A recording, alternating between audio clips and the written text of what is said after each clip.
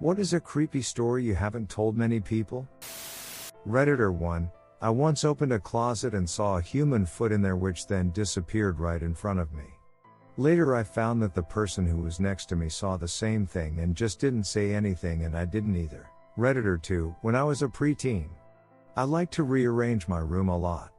This one particular time I moved my bed up against my wall facing the door to the hallway.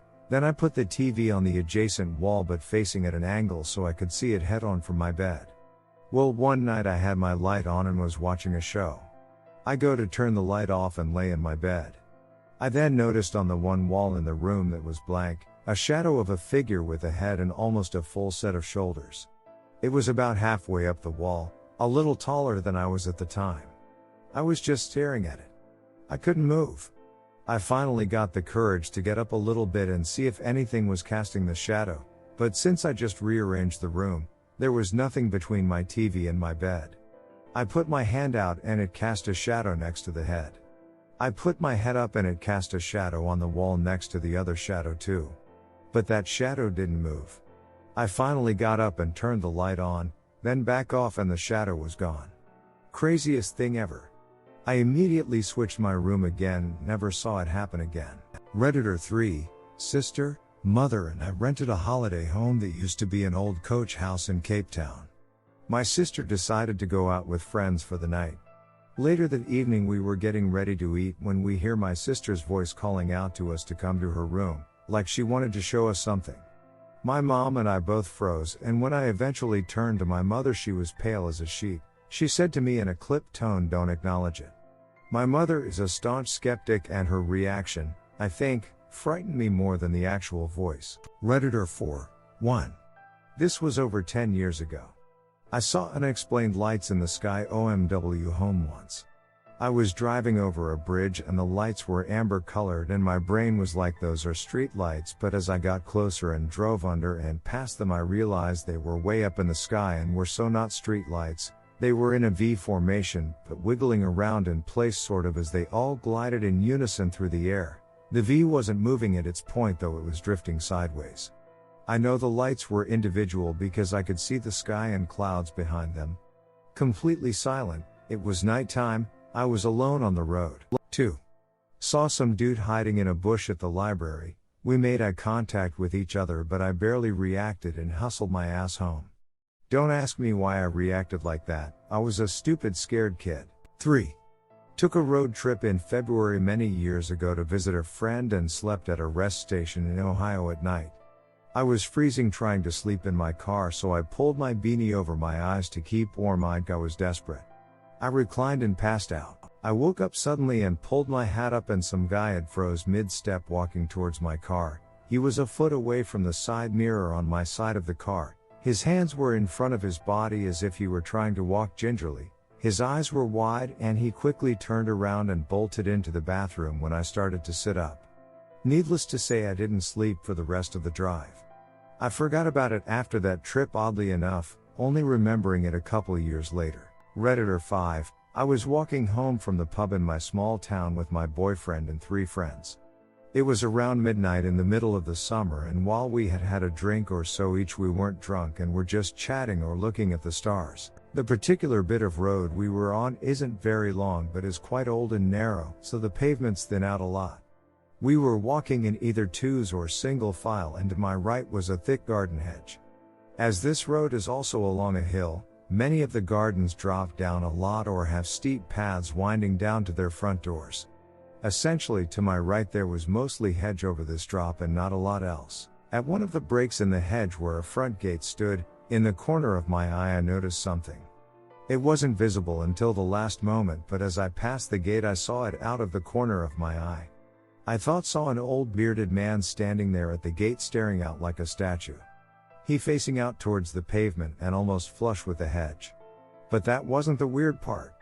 As I passed this man, only a few inches from my face I realized he was wearing what looked like a bright yellow fisherman's hat. I passed him for maybe a few seconds and then, gone. As we filed past there was a lull in conversation and I felt myself shudder. Nobody else said anything but it was such a strange encounter that I couldn't shake it off for a bit. There was no reason for him to be stood there at midnight, and he never moved.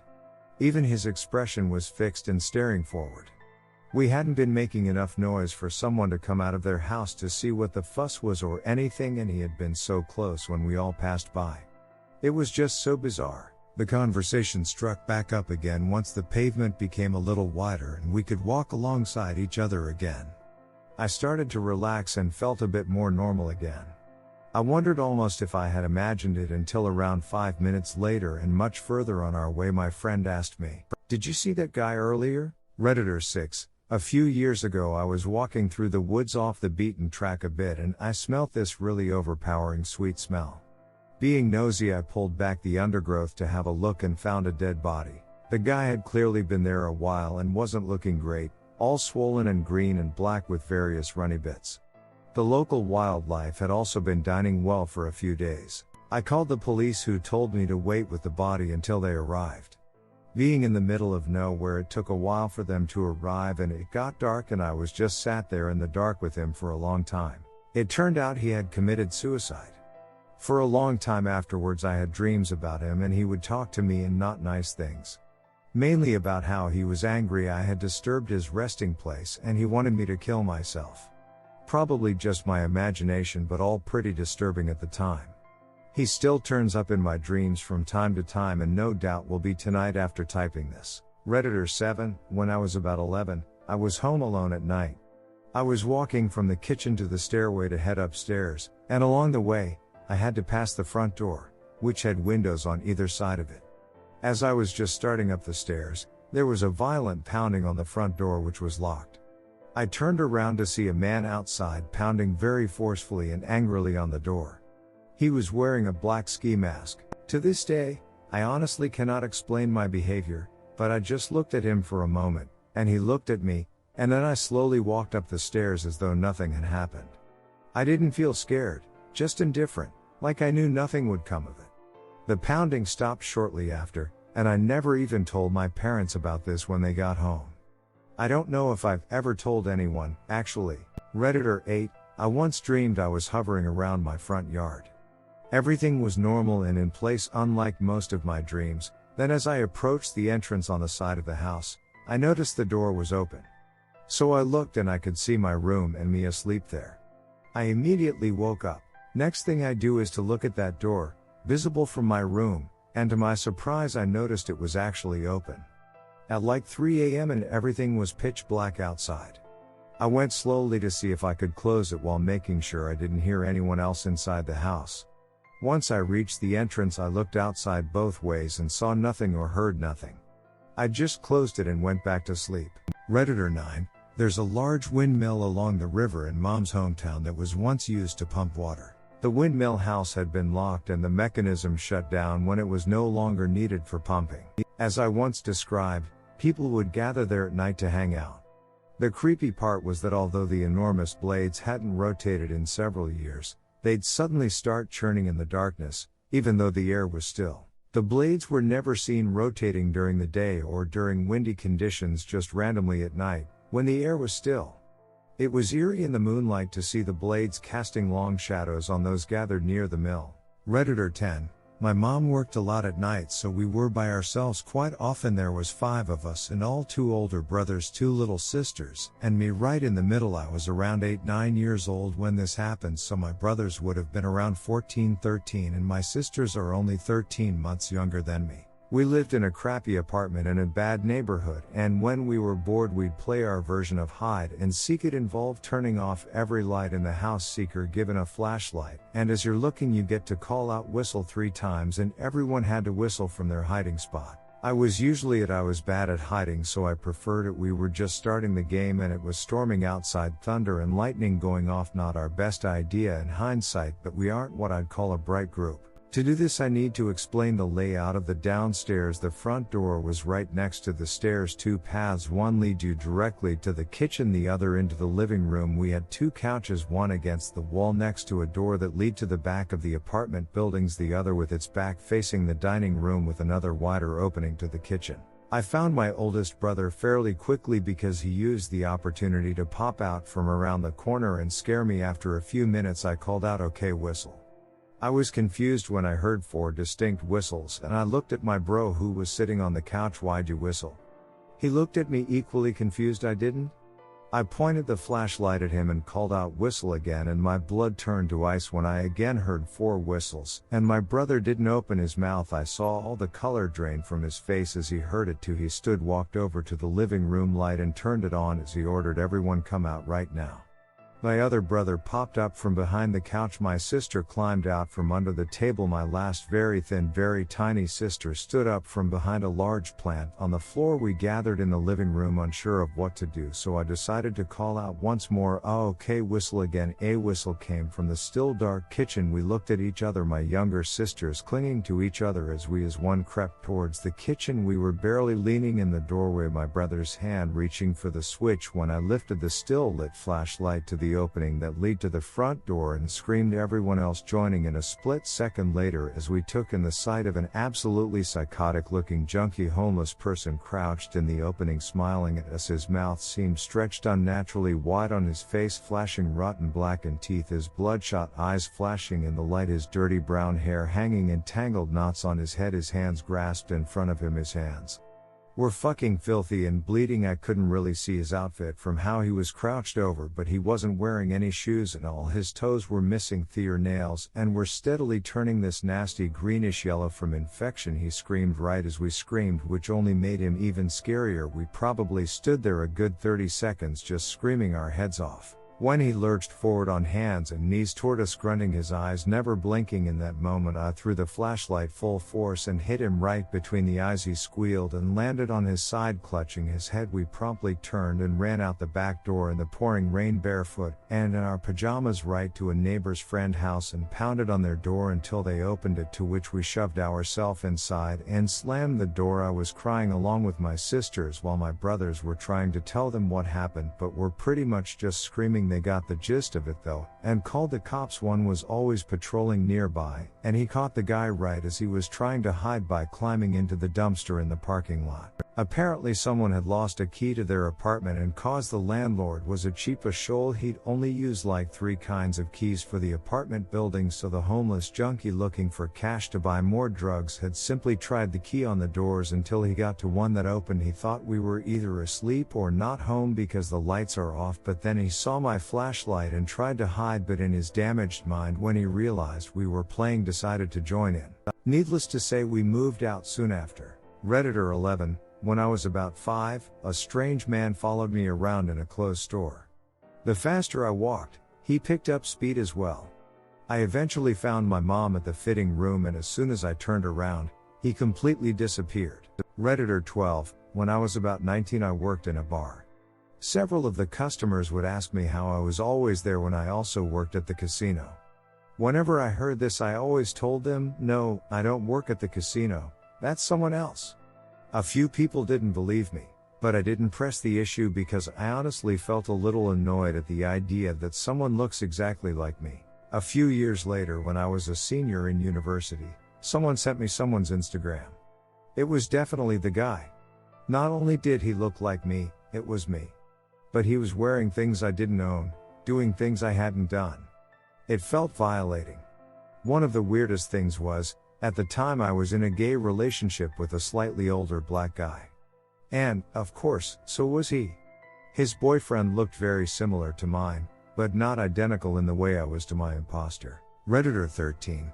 I seen a leprechaun when I was 17. I don't believe in aliens or ghosts, but I'm convinced leprechauns exist. Lol. Redditor 14. When I was living in Brazil, there was this man we always saw when we drove by anywhere. He was always dressed up as Santa, but we didn't think anything about it because it was December. One day, our neighbors ran to our house, saying that they heard somebody walking inside. We called the cops, and when they entered their house, they found nothing, except a sink that was turned on. They assumed the footsteps they heard was the water hitting the sink. When I was walking back to my house, I looked at the gate that was separating our houses, and I remember seeing that man, the one that was dressed as Santa, climbing the gate from my neighbor's house to ours. I don't remember anything else, but all those events are sealed inside my mind. Redditor 15. I take these topics seriously because there's so much BS out there on these subjects. This story is exactly as I remember it, and even though I fully understand there's no reason to trust random people on the internet, for what it's worth I'm sharing this genuinely and feel it's important to talk about this stuff. I won't give names of places or people to keep my privacy. Anyone involved in this would know who I am and am sharing because of how unlikely anyone I know would read this. Here we go. I live in a small city with huge city limits, one of the largest in North America even though we have a small population of under 30,000. The city is only connected to the rest of the world by a few highways and an airport, and is spread out over its huge landmass. We're known for our wilds, mountains and forests, so here's where my story begins. Growing up I was the friendly neighborhood drug dealer from a young age. Nothing heavy, just pot, shrooms, and could get alcohol too. At that time at 16 you could still get a driver's license, and many of my friends did. Being a small city there wasn't much to do, so the cool thing to do was to drive to a secluded area, listen to music and drink and get high. One school night just after 11 p.m. I figured it was getting late so no one would be coming by, so I began shutting my computer down to get ready for bed when someone began knocking loudly on my front door downstairs. My mom answered and I heard my buddy ask if I was home, and then my mom let him in. I could tell there were two people coming up the stairs however, so I began turning my computer back on as it was my source of music. As some background, I've known this guy pretty much my whole life. He's a DCK and fart jokes kind of guy who is all about machines and boobies. He doesn't have much of an imagination or known for lying. He's also never been disrespectful to me ever. So my bedroom door flies open and there he is, white as a ghost with wide eyes, standing in my door frame and just says, "Roll a FK and joint right now." I looked down at his right hand by his side and it was shaking uncontrollably. A girl I know behind him came into full view after he walked over to sit on my bed as I was at my desk. She was mashing her hands together nervously while biting her lip and wouldn't make eye contact with me. She even went so far as to look up at the ceiling to avoid my eyes, and sat down behind my buddy and began rocking back and forth, still mashing her hands together, writhing. I didn't say anything and began rolling a joint, disturbed by their obvious and overt displays of uncomfort, but I knew what happened. I was worried because I knew my buddy had just bought a new vehicle. I thought with their level of angst they'd obviously hit someone and ditched the scene of the crime. I was thinking, if they tell me about their crime and I don't report them, I become an accomplice, yet I don't want to rat them out as then I'd be a marked man on the street, so should I stop them from telling me what was up? What he proceeded to tell me changed my life. He nervously began, he and this girl drove up a local mountain as there was a spot that if you had a 4x4 you could make it to a cliff overlooking the city through a break in the forest. There is a road that gets rough but no lights up there. There's enough room to turn around a vehicle between the road and the cliff at this specific place, which is where they were parked listening to music, drinking a 6-pack and smoking some weed. At one point the girl pointed at the sky through the front windshield and told my buddy, "Hey, look at that star, it's shining its light on us." My buddy looked at the light source and said, "That's not a star." And then the vehicle suddenly shut off. My buddy was confused. He works on machines quite a bit and inspected the vehicle before buying it. He was wondering why the heck it would shut off when suddenly the girl grabbed his arm and pointed towards the woods in front of them and asked, "Name, what the heck is that?" He told me he peered into the darkness and about 60 feet in front of them he could see this long, skinny white thing hiding behind a tree, its long white fingers wrapped around the tree with its head poking out watching them. He said it must have been 9 or 10 feet tall, and it suddenly split into the woods to their right so fast they couldn't tell where it went. In that moment he told me he froze, absolutely paralyzed in fear. He said he was so frightened he couldn't even hold a thought in his blank mind, not even his own name. He just sat there with his hands glued to the steering wheel while the girl beside him was clawing at him in tears, begging him to get the FK out of there.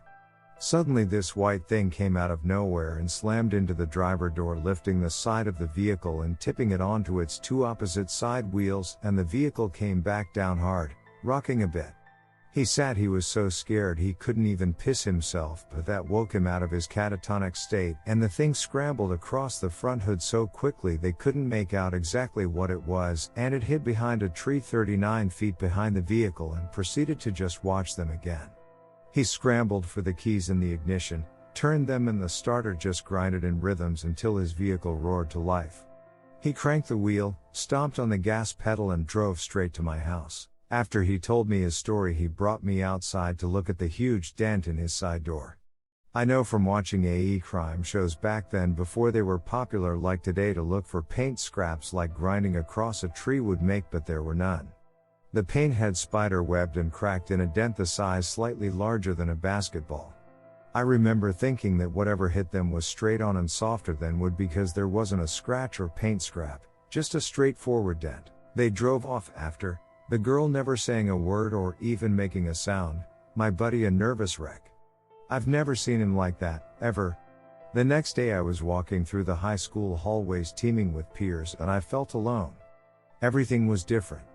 I wanted to just grab someone and tell them what happened, anyone, everyone, but I knew they'd think I was nuts, as well as breaking a buddy's trust, making him the center of high school gossip, so I kept my mouth shut. A couple weeks later I was at a bush party, a fire out in the wilderness where high school kids would party, and I saw him. I had more questions like what were the eyes like, were they big, were they small? Just a bunch of questions I had after thinking about this non-stop for a couple of weeks. So I asked him to come with me and he followed me far away from everyone. He seemed put off that I didn't have a joint or anything and just proceeded to ask him about what he told me and some follow-up questions I had. He gave me this real funny look and asked me what the heck I was talking about. I then became mystified and told him, "You remember a couple weeks ago when you came over late and told me that fucked up shit that happened to you and censored name?" To which he leaned his body back away from me a bit and with visible discomfort he asked, "What story? What are you talking about?" I got super weirded out and told him to never mind.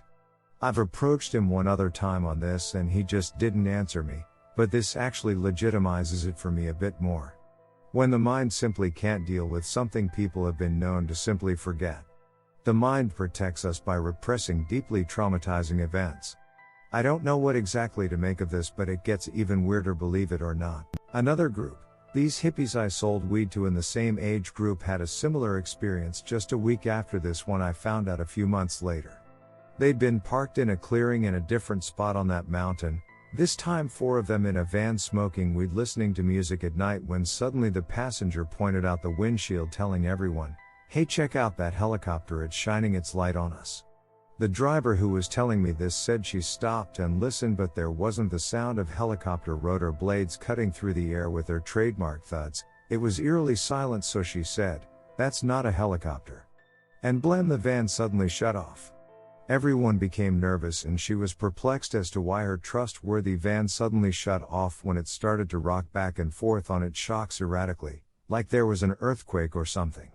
Now everyone was freaking out. She turned the ignition keys. The van roared to life and they split. The similarities in the stories from different trustworthy people shocked me to my core. My truck-loving dude Bud's reaction seems true to his character, from a guy who never even talks about aliens, let alone suddenly fake an experience for no reason whatsoever. None of them have anything to gain from this, true or fake. They don't even hang out with each other, and I'm just left with these stories. There are a few more among my peers, and after digging into my region's history, it turns out that not only are there other reportings of even crazier alien shit, but we are actually a UFO hotspot in North America, which I had no idea. There's even a famous event almost 30 years ago involving almost 50 witnesses across a couple towns of an aircraft the size of a FKN football field silently gliding through the sky. After years of thinking about it, here's what freaks me out. These things obviously have the ability to shut off cars. The white thing was bigger, stronger and faster than us. So WTF did they want? What were they doing? Because to me it sounds like they were experimenting, just seeing what our reaction would be. They could have done anything they wanted, so why did they do this? Redditor 16. Less full on creepy but still unusual. When I was 6 years old I suffered from a brain tumor. It was successfully operated on and my neurosurgeon became a family friend. Years later she revealed that because of my tumor's relative rarity and the technicality of operation, it had been recorded. My parents had consented at the time but never gave it much thought afterwards.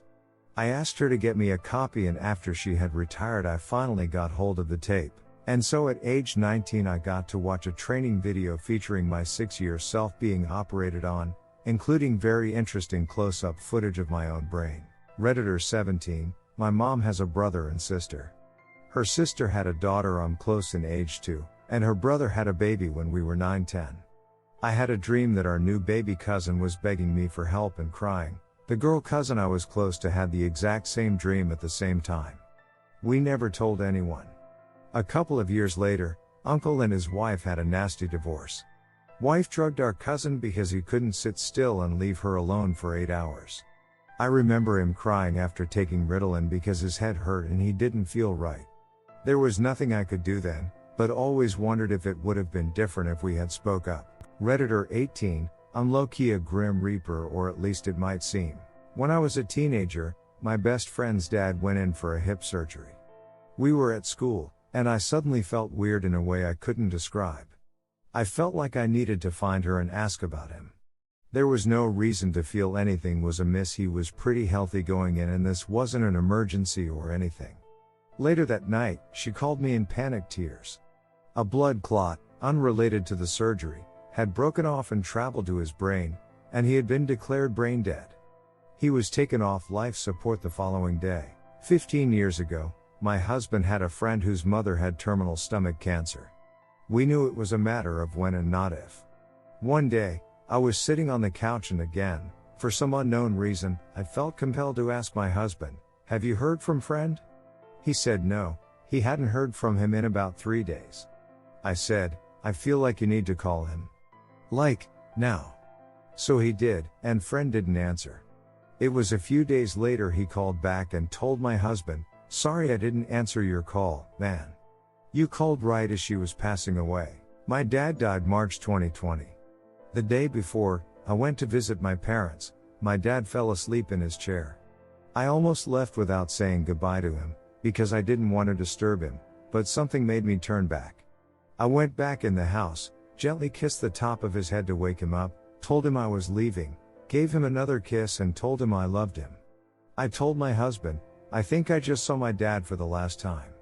I was wrong about that, but the next day at work I was on edge all day, ready to pick fights with people.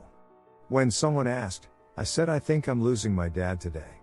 My mom brought him to the ER that day, so I left work to go be with them. He died abruptly in the ER about 2 hours later.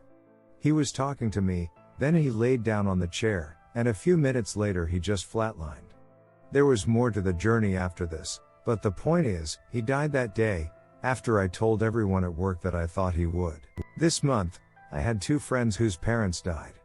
Both of them I predicted, for lack of a better word.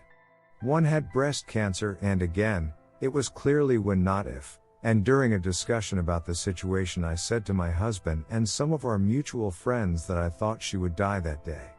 She did.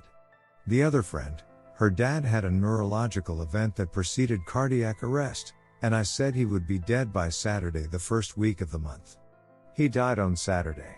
I never tell the people who experienced the loss, though my husband did tell his friend that I had insisted he needed to call him at that moment, a moment that ended up being an absolutely terrible moment to do so, unfortunately.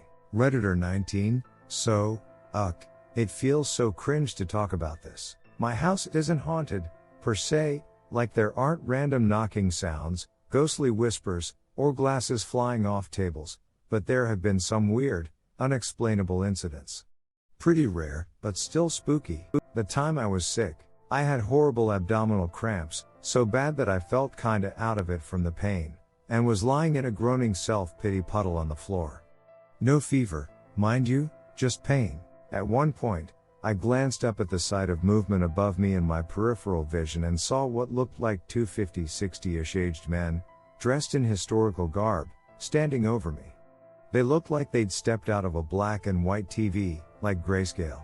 They seemed to be discussing me among themselves since they'd keep pausing to stare down at me with very lofty, disdainful looks before returning to their conversation. But it was as if they were on mute, there was no sound at all.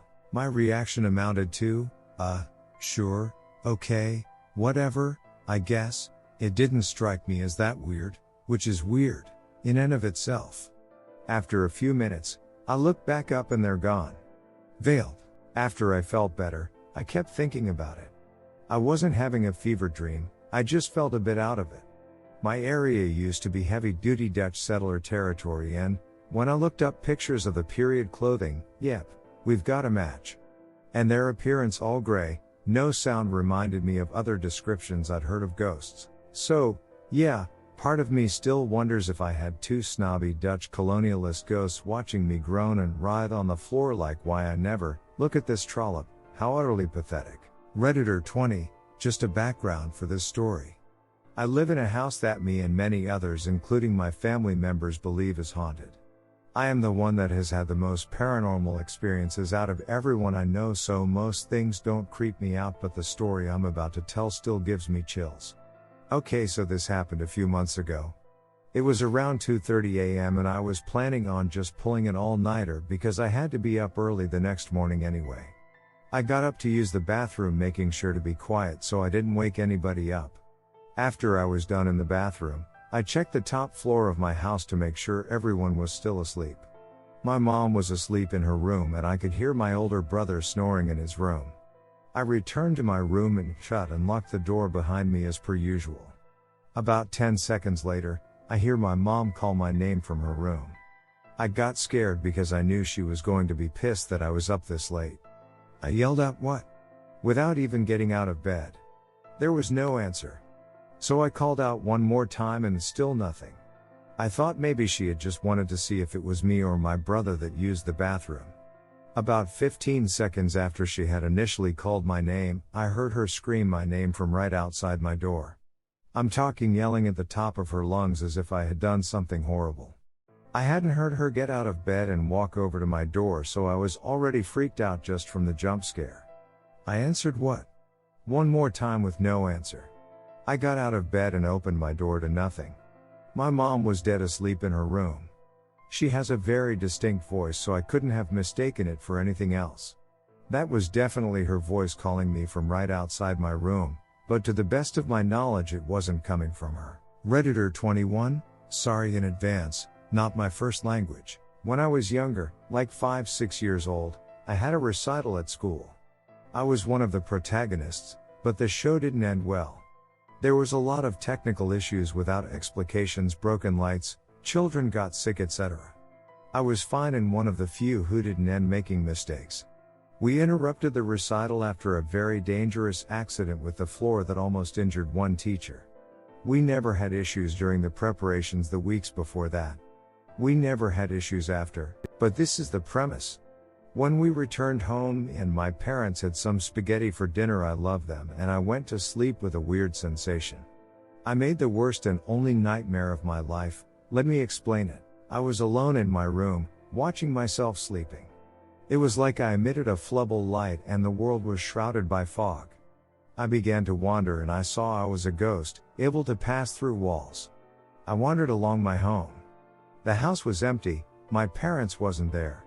I heard a sound coming from downstairs, and a figure climbing the stairs. I didn't look at the being, but his presence alone getting nearer, made me panic. I passed downstairs through the floor, and I sought repair inside a couch.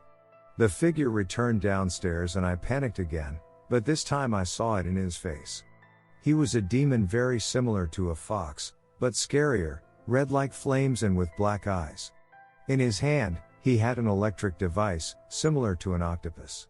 The device pointed at me and he immediately began to run. I jumped upstairs again, but I had lost my legs. He devoured them. I was in the bathroom upstairs. I immediately run back to my bedroom and hide under my bed. Then, a clock started to do his tick-tock, like the time was almost over. I sensed the being fear and his hunger for me. He ran upstairs, but my bedroom didn't open. So he destroyed the wall with punches and flames. I was terrorized over the top. When the clock arrived to 0, just some seconds before he could enter the room, I felt safe and serene. I immediately woke up and got up to check myself. I didn't know I was under my bed also in reality, so I damaged my frontal teeth while getting up. It was late in the night, and I sensed a lot of blood was coming to my lips. I made my way out of the bed zone, and sought refuge behind my chest of toys. I couldn't walk, my legs were in an extreme and weird pain, like there wasn't blood anymore in them. Of course, having 6 years, I started crying and calling my parents for help. They came in my room in less than 2 minutes, and didn't understand nothing of my explanations. They washed me and we went to the hospital, because I couldn't walk. During the trip, fortunately, I regained the control of my legs and we returned back home before checking the hospital. The day after that night, I noticed in my left leg a blue mole appeared, as big as a cereal.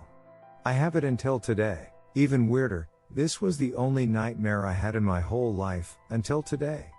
But I have a lot of lucid dreams naturally, like twice a week. I'm 28. And I never felt fear or anxiety anymore in a dream. Oh, and never once again I wandered while sleeping. Redditor 22, when I was deep into alcoholism, my sleep paralysis demon was a stone gargoyle beach who would perch on objects in my room just outside my vision and just recite all the awful facts about my personality and how horrible I am. If I managed to look at her, she'd blink, teleport to somewhere else just out of vision and keep shit talking. When I weaned off alcoholism, I would have seizures in my sleep and wake up with marks on my throat. I lived alone, so either I was clawing at my own neck, or SGB was trying to kill me. I'm not a classical recovering alcoholic. I enjoy a good IPA and cocktails from time to time, but I don't get blackout drunk anymore. But Stone Gargoyle Beach hasn't visited my nightmares since I stopped hardcore drinking. Redditor 23, okay, I'm bad at telling creepy stories, but here it goes. So it all started when I was 5. I received these 2 porcelain princess dolls at my first and only birthday party. I was stoked because Disney was my jam. Cinderella and Snow White were so beautifully crafted, and I swore to keep them in mint condition. I was told later on that they were thrifted pieces, which made me feel even luckier having them. But that changed over time. Flash forward a couple of years. Weird things went on in my home, weird tapping noises at night, and I felt very anxious randomly. I never associated these things to those dolls because I felt silly. At the age of 10, those dolls were still in mint condition, never out of their packaging. But going near them made me feel sick. I never knew why, but I suddenly felt a sense of urgency to get rid of them. It was very odd, considering that if anything I would want to sell them off or something. At 12 years old, my family officially purchased our first real home, no more renting or apartments. We were all ecstatic for all the right reasons. But that day, little did I know I'd experience something that I'd never forget. The day literally after we got the news that the home was ours, I went to my room to go chill out, and as soon as I walked through the door, Cinderella whipped her head in my direction. My heart sank. I froze for a quarter of a second before I ran away from my room. I sat in our living room all day, avoiding going back into my room. By the time nightfall came, my parents told me to go to sleep. I was petrified of that room and begged not to because I was scared. Scared of what?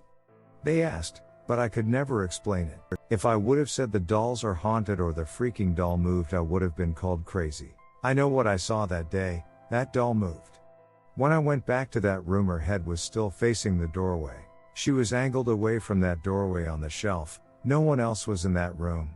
So my Mexican self knew I would not survive this horror movie and threw them both out in secret as soon as I could. A couple of days later, the negative energy was repelled after I threw them away. Redditor 24, TLDR, tried to commit suicide and was hearing my deceased mother's voice. I 13F at the time had lost my mother 2 years prior. I was with my brother 11 meters at the time who had muscular dystrophy and was in a wheelchair. Dad did not have custody, so an aunt and her children moved in when my mother passed. Everything changed and were set in a physically, mentally, emotionally abusive household and endured all kinds of things worthy of my CPTSD. It was freezing one winter, and after a huge issue where I felt the need to end everything at 13, I climbed onto the roof of my home, looked over the stone walkways with tears. I could still feel the ice on the roof's shingles and the pain of everything we were going through. I had a 2.5-story house with an attic and basement that was tall, so you were looking at more than 32 feet easily. I had been through so much abuse, and her constantly telling me how much better the world would be without me really played on me. The fact that my mother would be happy if I was with her was enough to drive any 11-year-old who just lost them insane. I was constantly told to write a will. I was given bad food and told it was all I deserved. I get tears still thinking of the things she did. After 2 years, I could not handle it. There were other things that I do not need to mention, but it was enough to affect me my entire existence. I then thought about my brother's condition and made a vow to myself that I would not harm my body when he was given such a broken one. I never did drugs or anything that would link me to a serious addiction or death. I decided to go back in when I turned my foot slipped and started going down the ice roof at a fast speed with nothing to hold on to. It was only 2 seconds maximum, but those fears of deciding to have life, deciding to live and try to protect him for years. I still needed to get him out, he couldn't survive this. I was not going to let that happen either. I was his legs, the only one who carried him, in and out of his wheelchair, bathroom breaks, changing, bathing. No one else would have. Those thoughts were all beginning to crumble. I remember struggling to grab something, anything. The real panic came in as feet moved from me and I gained speed closer and closer to the edge, trying to find something that was not ice and snow. To this day I will never forget it, as clear as day, as crystal perfect as can be. I heard "let go." It was my mom. You watch enough videos of them, the voice stays with you. 2-3 a.m. falling off the roof and her voice tells me to let go. I do so. My body moves, and my legs curl under the roof and I landed on the porch. I missed the rail. I don't know physics, it's probably possible. I always thought it was a miracle. I remember hitting the porch and breathing out. You are needed, you are always needed. That was it. I could have been in such a state. I was saying to myself what was needed for me to continue living. I could have been trying to word things my mother did off of false and real memories. I could have just imagined her voice because I constantly missed her and I tried to keep her alive in my thoughts. I did not talk about this in school. I told one friend who was suicidal about this because I was asked. I don't like to talk about it because I have over-rationalized this 100 times. I do not believe in angels. The idea of life after death frightens me. Mental health issues are always something I worry about. Page 1 of the mental health issue backstory is right here. I got rid of one of my letters and kept the other. The last line of the page was "I am not needed." Redditor 25, my parents used to come in and tuck me in when I'd wake up in the middle of the night. The only thing is that it even happened when one of them was away. And they would always come into the room, regardless of time, in perfect church clothes. They would both come in the room. I'd just kind of play along, but I knew it wasn't them. After a while it stopped. I thought that whoever it was figured out that I knew. Redditor 26, so back when I was married our house had a basement with a laundry room, and down the hall from that a room my stepson slept in. When he was there he wasn't this night. Middle of the night my 10 and 1 are awoken to the very distinct sounds of someone in the basement moving things around and walking. We get up and he grabs his shotgun. We yell out that if someone is here they need to leave. We don't hear anything, so we creep to the main level to look around, and sure enough everything is locked and dark, but there is light coming up the stairs from the basement. Light that shouldn't be there, as I'd turned everything off before bed. My husband starts Scooby-Dooing down the stairs and checks the laundry room, but it's dark, and as he turns to start down the hall to the bedroom, the ironing board propped up on the wall fell inches in front of his face. At this point he decided he isn't moving without backup and calls me down. We inch into the bedroom and sure enough the light is on and all the windows are secure. We turn off the light and pretty much ran back upstairs. Took forever to follow back asleep that night, and in the morning the light was on again. I don't know what was happening that night to this day. I still have no idea how my ex didn't accidentally shoot the dang ironing board when it fell, or how it fell. He wasn't near it or the wall enough to knock it over himself. And I still laugh remembering he got mad at me when I came downstairs with only my phone to call the police if need be, and not a baseball bat or something to help protect us. My argument was, if a shotgun didn't slow it down, what could 5 feet 2 inches me have done? Redditor 27, when I was in middle school my fam lived in a 1-story apartment on the first floor. I had a bedroom window that faced other apartments. There was a pretty big area of grass behind our apartments outside my bedroom window before the sidewalk, and then another grass patch before the other set of apartments. No reason for anyone to walk on the grass areas, you would clearly stay on the sidewalk. It was also a dead end, so no one would be walking there unless they lived in those sets of apartments behind ours. So, fairly often I would see this old guy smoking a cigarette outside.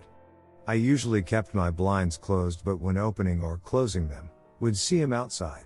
Well, one morning on the weekend I was in bed. I had a bunk bed and slept on the bottom bed. The head part of the bed was up against part of the window. When laying down, you could look up and see a sliver of outside through the blinds, if that makes sense. So I'm on the phone chatting with my boyfriend and my blinds are closed, it's sunny outside, and my window is cracked a bit. I don't know what made me even look, but I moved my eyes up and through the blind window crack I could see that man leaning on the window and looking pretty much down at me. I couldn't see his eyes. I froze and had a sharp lightning panic feeling zap through me. I whispered to my BF to hold on and I clicked over to the other line and called the house line to get a hold of my mom who was home. She picked up and I whispered for her to come in my room, someone was outside my window. She runs in and opens the blinds but he wasn't there by then. I explained what happened and she didn't really seem to know what to do or fully understand what I was saying. It was only at that time that I even realized the grassy area between my window and the sidewalk and how ridiculous it was for him to have walked all that way off the sidewalk to lean against my window and peep. I always wondered how often he had already been doing so and I had no clue. I felt so creeped out, especially when the bathroom was next to my bedroom and also had a window facing the same area. My mom let the apartments know, not sure why we didn't get the police involved. And they installed basically a wooden barrier so no one could stand by my window. I couldn't believe how it was a bright sunny morning and he was just peeping like no big deal. Other points about that guy and living in that apartment. 1. I was already aware of that guy because he smoked outside of his apartment. But I was also aware of him because my mom, who worked at the apartments we lived at, was aware of his wife trying to kill herself by taking a cleaver straight to her skull. That's the story anyway. She lived apparently. 2. My mom and her then husband were young and would go out a lot on the weekends and leave me home alone. Again, I was a teenager, totally normal, and this was in the day of pagers, so page us if there's an emergency. Well, one night while watching TV home alone, I happened to glance at this big mirror we had on a wall, and while looking at it, I saw the figure of a man walking into my parents' bedroom.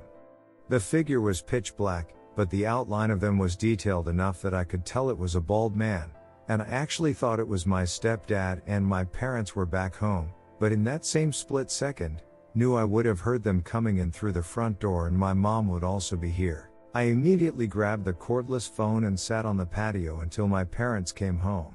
When I told my mom what had happened, she said she had the same experience happen, and we sort of chalked it up so a ghost, as cheesy as that sounds.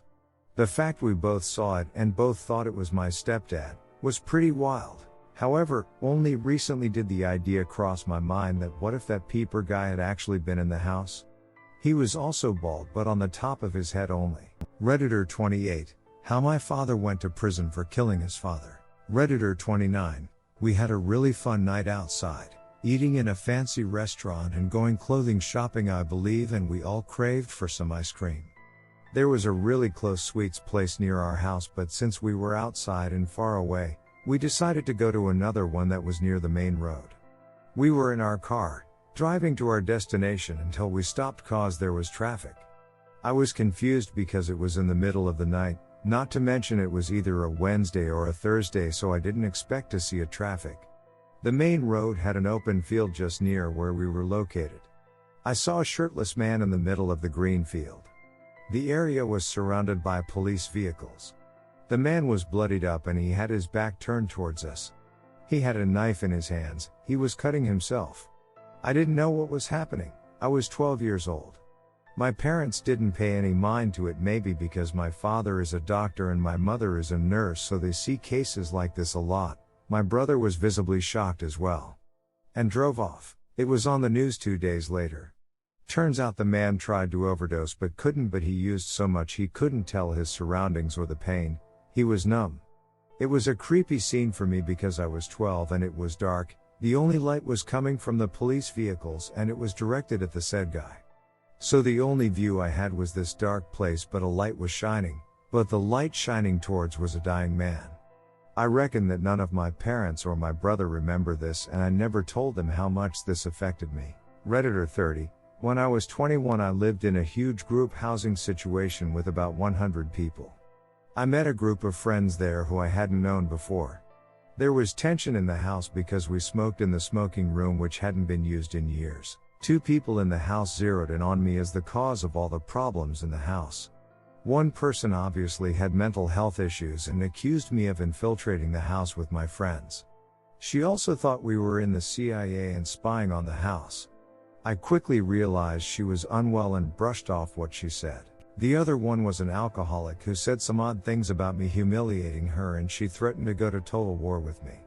She accused me of talking loudly when I wasn't at home, playing music, etc. I tried to avoid her at all costs. I was pretty disturbed with those two after me, but I tried to ignore them and get on with things. Then weird shit started happening. A deck of cards in my room left Joker face up, stickers on my windowsill. The drunk had a master key. At the same time, I knew I was at the age where psychosis and/or schizophrenia manifest. I felt persecuted.